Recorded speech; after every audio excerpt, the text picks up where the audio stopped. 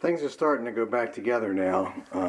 The brake shoes are ready to go, as you've seen before, and we have our rollers in there with some Never-Seez on them to keep them from binding up. We took this S-cam apart and the slack adjuster and cleaned it all up and put it back together and adjusted it so there's no play this way. There's a bolt back here that holds that in tight, and there's no movement that way, but there's free movement when it rotates. And we're getting ready over here to, we've got our pins, our mounting pins for our brake shoes cleaned up and ready to be put back together.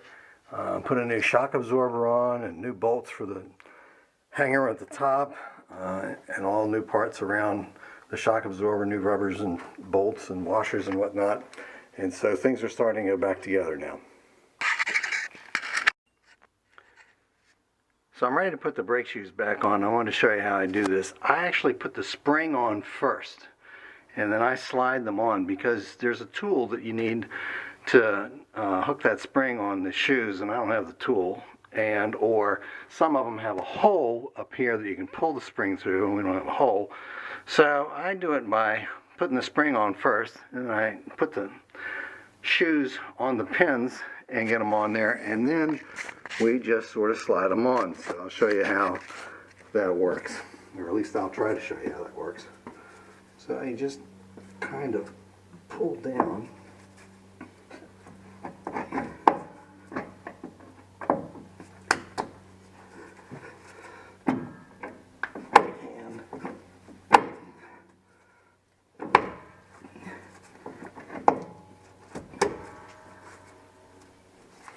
Pull up.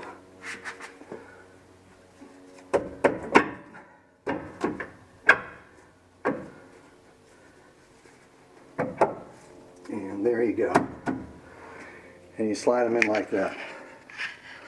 Then you put the pins and stuff on to hold them on. So that's how you get it on there. So when you put this back together, you put spacers in between here to and they come in different sizes. You order them, you know, just a spacer kit. And the goal is to get this retaining plate on here with just the tiniest bit of movement, so that you know that they will move back and forth freely, but they won't bind up and they won't slop around in there. And then you put your plate on your cone, which is in here, and of course your lock nut. And that does the installation for the shoes.